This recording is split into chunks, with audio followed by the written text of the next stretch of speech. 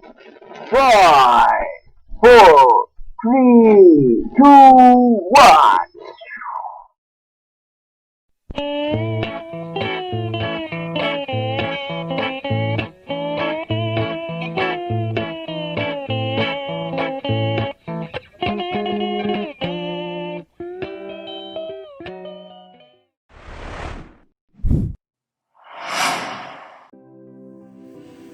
Assalamualaikum warahmatullahi wabarakatuh.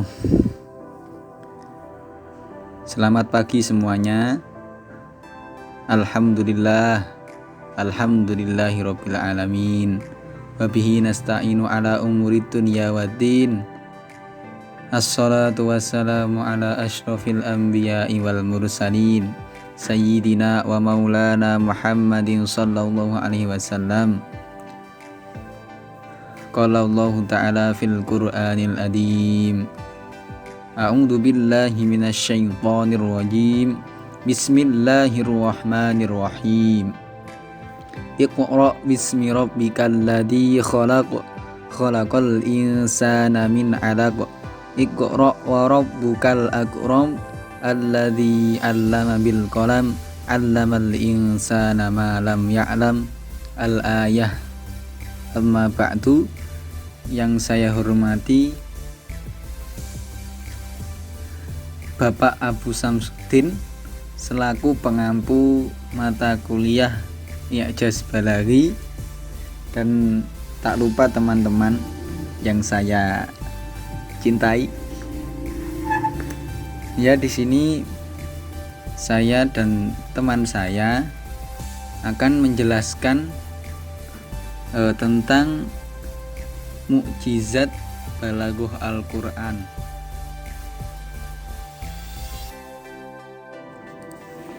Ya, ini peta konsep mukjizat balaghah Al-Quran. Definisi balaghah, objek kajian ilmu balaghah, kemukjizatan Al-Quran dari aspek balaghah, kemudian urgensi mengetahui ijaz Al-Quran dari aspek ilmu balaghah. Sebelum ke definisi balaghah, kita singgung kembali mukjizat balaghah Al-Quran. Mukjizat atau definisi kemukjizatan, ijaz atau kemukjizatan ialah menetapkan kelemahan. Maksudnya kelemahan di sini mempunyai pengertian umum ialah ketidakmampuan mengerjakan sesuatu, lawan dari kemampuan. Apabila kemukjizatan telah terbukti, maka nampaklah kemampuan sesuatu yang melemahkan itu, mukjiz. Yang dimaksud dengan ijaz dalam pembicaraan ini ialah menampakkan kebenaran Nabi dalam pengakuannya sebagai seorang Rasul, dengan menampakkan kelemahan orang Arab untuk menghadapi mukjizatnya yang abadi, yaitu Al-Quran tersebut, dan kelemahan generasi-generasi sesudah mereka.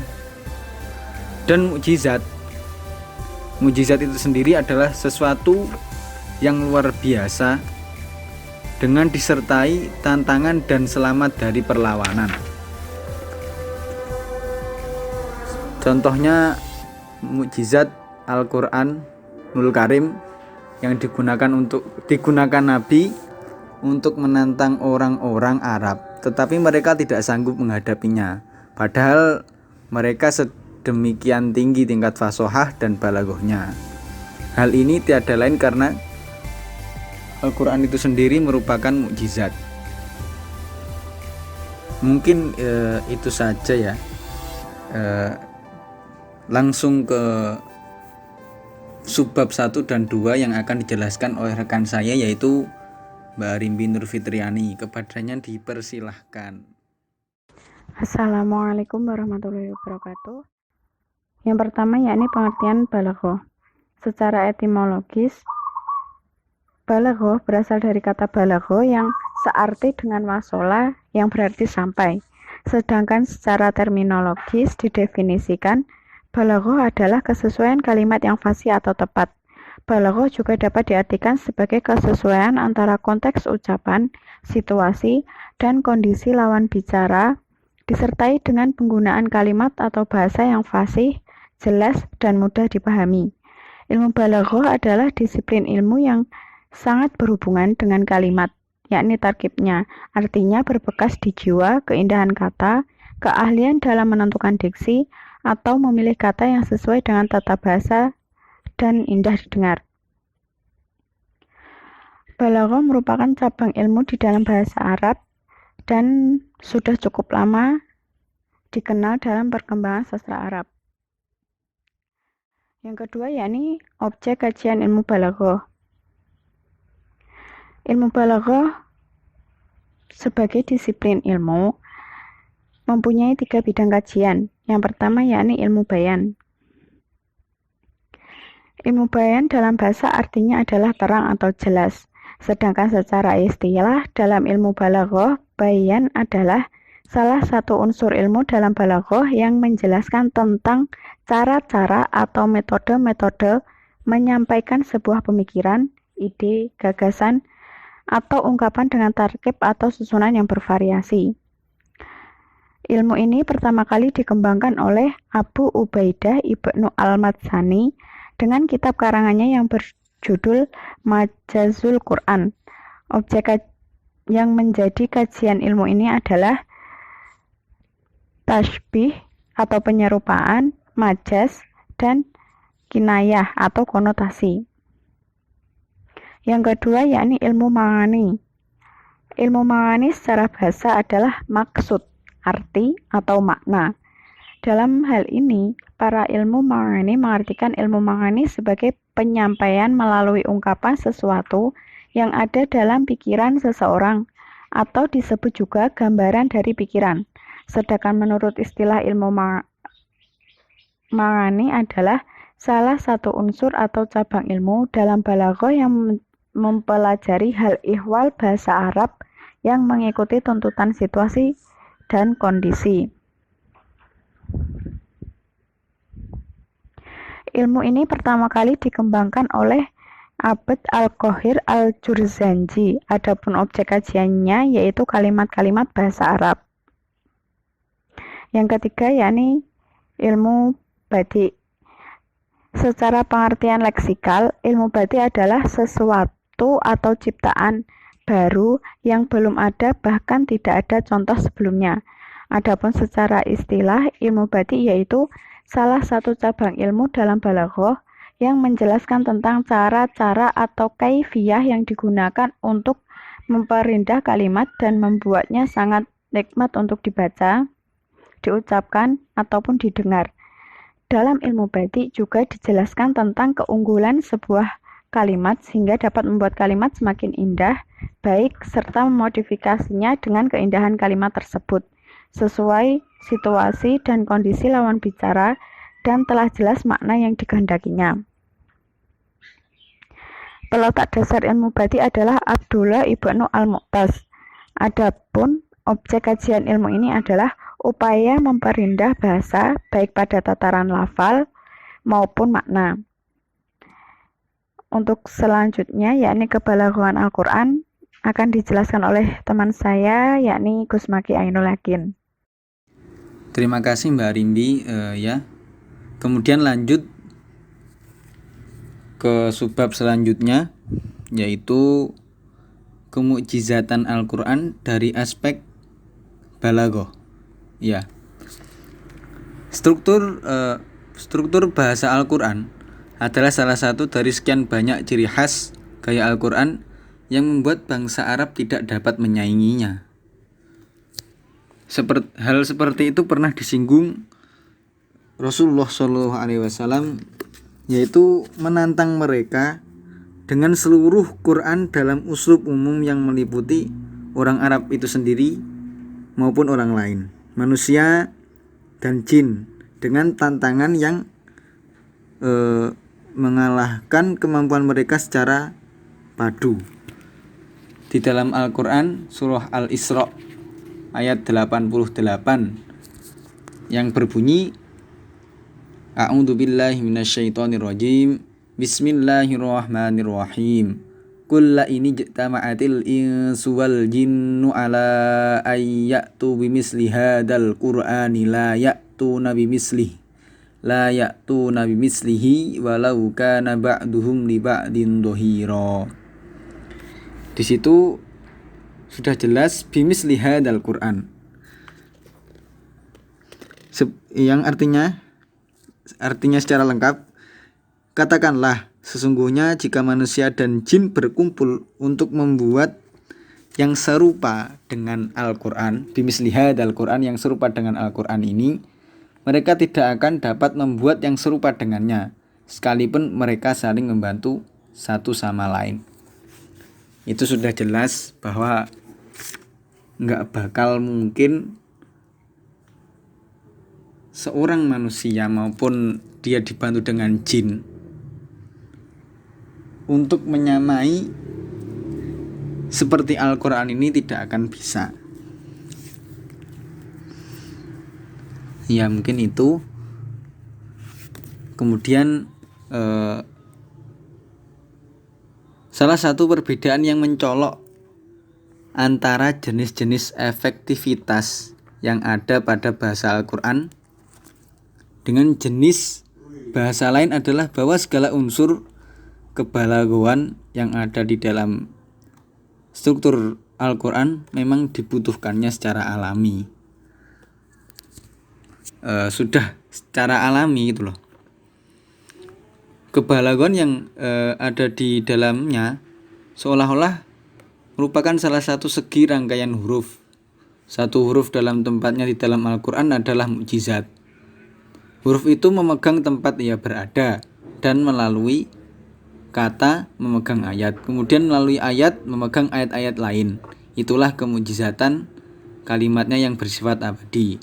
Jadi rahasia kemukjizatan itu terdapat jadi rahasia kemukjizatan itu sudah terstruktur di dalamnya, seperti itu.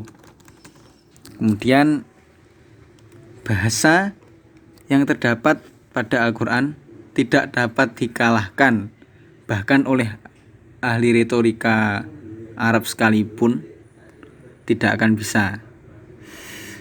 Ketika dibacakan Al-Quran kepada mereka mendapatkan huruf-huruf yang ada dalam kata-katanya, yang ada dalam kalimat-kalimatnya, dalam wujud lagu bahasa yang indah. Karena keserasiannya maupun kekompakannya bagaikan sepenggal lagu, sementara pembaca-pembacanya adalah pelantunnya. Struktur musikal kemudian yang selanjutnya yaitu struktur musikal yang ada dalam Al-Quran memperlihatkan suatu konsep yang tinggi, terus kebalaghatan yang menjadi mukjizatnya secara alami. Bahasanya dalam rangkaian huruf-huruf yang dibuat dengan mempertimbangkan bunyi, makhraj, dan keserasian antara satu huruf dengan huruf lainnya secara alami. Kemudian kemukjizatan ditemukan dalam sifatnya yang dapat memuaskan akal dan menyenangkan perasaan. Quran dapat memenuhi kebutuhan jiwa manusia, pemikiran maupun perasaan secara sama dan berimbang. Kekuatan pikir tidak akan menindas kekuatan rasa, dan kekuatan rasa pun tidak pula akan menindas kekuatan pikir. Demikianlah, setiap perhatian difokuskan, maka akan tegaklah di hadapannya hujah-hujah Quran dalam sikap menantang dan memperlihatkan kemukjizatan. Seperti yang dikatakan Qadhi Abu Bakar al-Baqalani, yang merupakan penulis kitab I'jazul Quran dan At-Targhib wal Irsyad tentang usul fikih.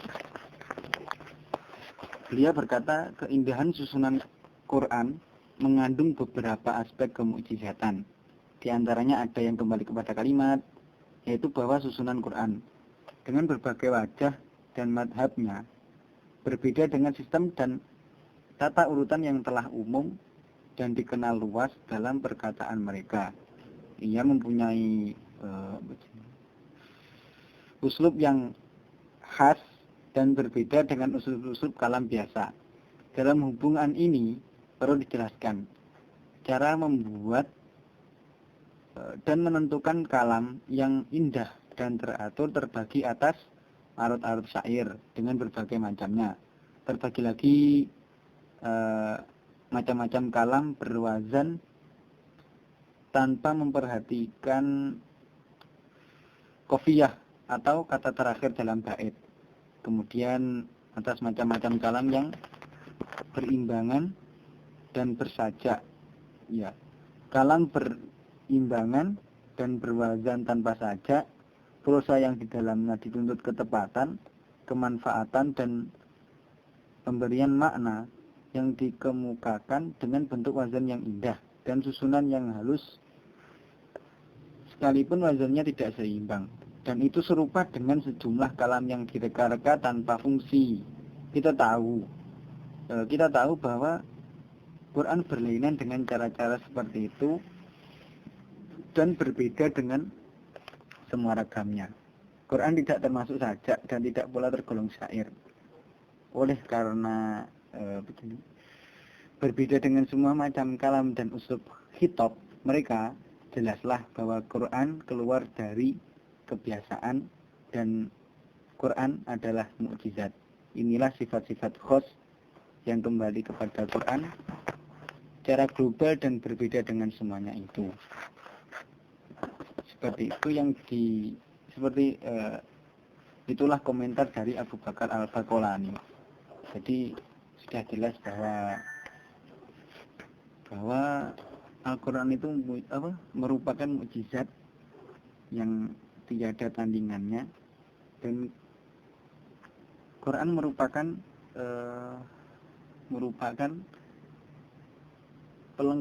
pelengkap kitab terdahulu, ya seperti itu. Dan aspek kebahasaannya tidak dapat ditandingi oleh siapapun.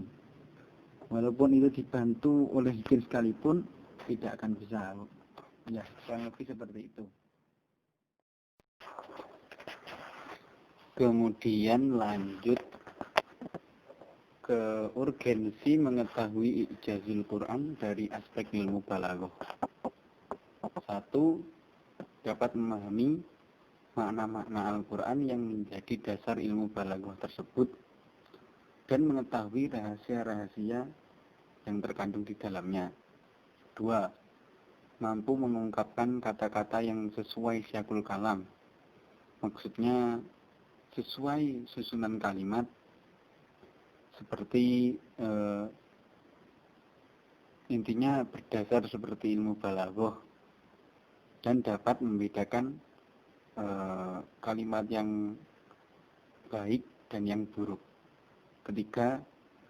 Mampu memilih kalimat-kalimat yang kita inginkan sesuai keadaan ataupun situasi tertentu. Ya, mungkin seperti itu presentasi dari kami. Bila ada kurang ataupun salah, ya kami mohon maaf yang sebesar-besarnya. Bila ada pertanyaan, ya bertanya ora apa-apa. Apa-apa bertanya, yang penting jangan susah-susah. Ya, mungkin cukup dari kami. Wabillahi taufiq wal hidayah. Wassalamualaikum warahmatullahi wabarakatuh.